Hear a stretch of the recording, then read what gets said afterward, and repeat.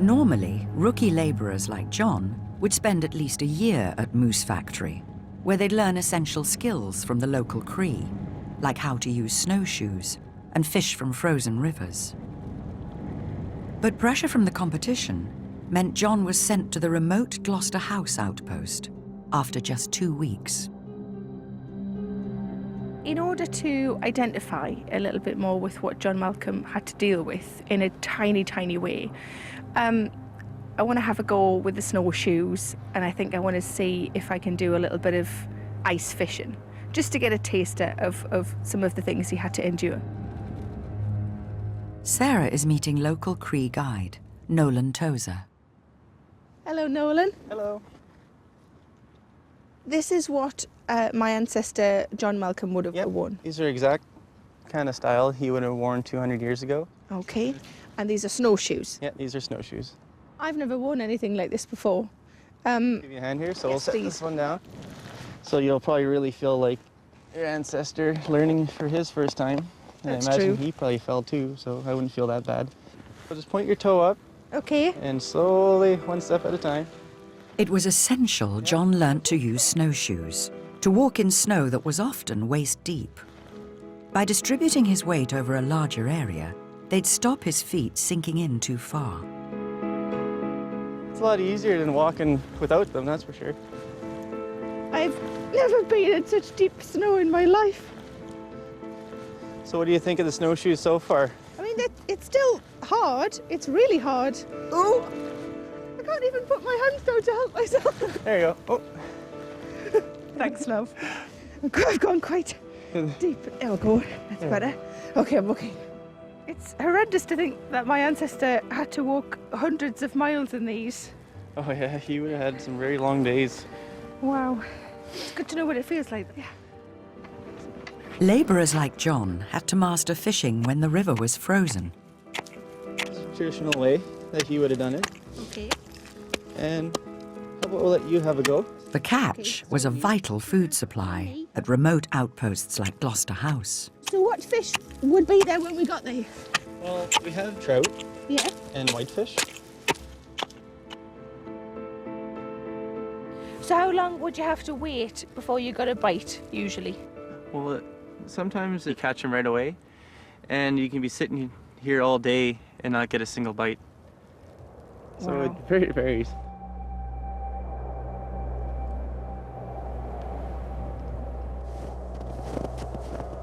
Scott Stephen has been searching the company records for information about John Malcolm's time at Gloucester House. This is what Gloucester House would have looked like. Is that still there now to see? No, I'm afraid that's long gone. But we do have the Gloucester House journals, Oh, really? which I've made some transcriptions of some of the entries here. Thank you. November the 16th, the men employed taking up nets that were set fast in the ice. Got 5 fish. 5, that's not going to be enough. For how many men? 10 men. 10 men. November the 17th, Richard Thomas making snowshoe frames. John Malcolm cutting firewood. 6 fish from the nets. God. So that's 5 fish one day and 6 the next. November the 23rd, finding it now impossible to maintain the number of men that is here, being unable to procure so many fish per day as would scarcely serve 2. I have given 5 men orders to prepare to set off on Tuesday for Albany. Magnus Bucky, Samuel Harvey, John Goody, John Johnston and John Malcolm. So how long has he been there? And he's going again. He's been there a month. About a month and a half. A month and a half. And he's got to go again. Back to Albany. And this time the river is freezing up, so they're going to have to go overland on foot with snowshoes and sleds. They're undernourished. It's going to be very, very difficult for them. On the 25th of November, John set off from Gloucester House on the 350-mile trip back to Albany with 4 other men. God, he's having it tough, isn't he? There better be a happy ending here, Scott. Wow. December the 11th. Late at night, an Indian arrived with a few skins and informed me he'd fallen in with the track of someone walking without snowshoes. That he followed it for some time and at length came up with a white man. He states the man to be in a miserable condition, having much froze his feet, and from the description he gives of him, I conjecture it to be John Malcolm. So he's lost his way, so they didn't stick together then? Apparently not. And why wouldn't he stick together? unfortunately, the documents don't tell us that. Maybe visibility's bad. He just lost his way and was at the end of the group and he hadn't realised he'd gone. Maybe it must have been terrifying to be all alone in such an environment, especially if, you know, you've been in a group and then all of a sudden everybody's gone, and how scary that must have been. When I had the snowshoes on, I lost one, and if I had been on my own, it's too scary to think what could have happened. Poor John. Thank God for the Indian. John's savior there.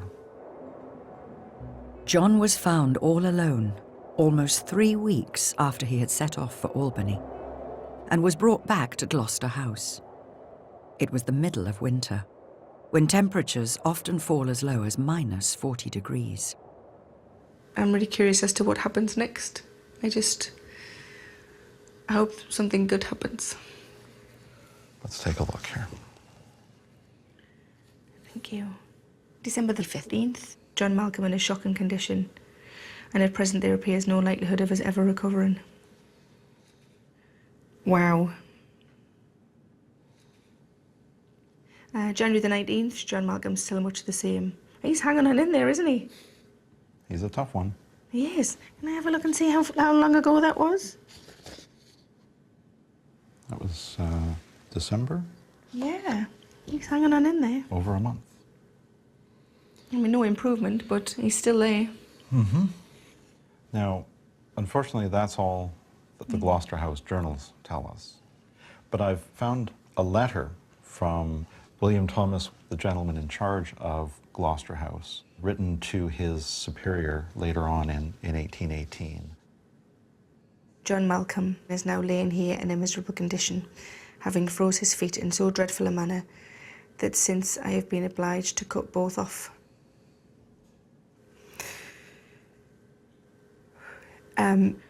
Wow.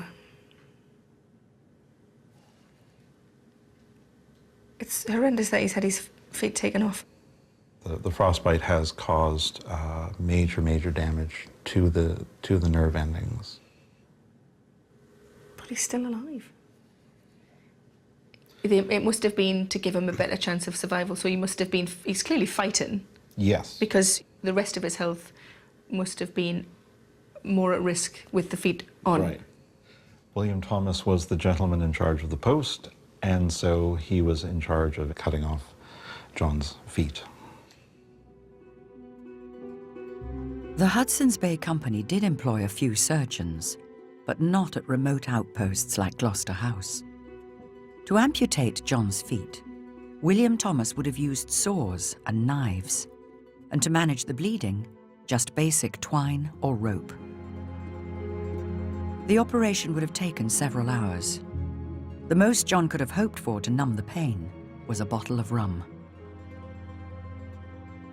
26 and has now lost both of his feet. And this is not the life that was talked about in pubs on Orkney, I'm guessing. No.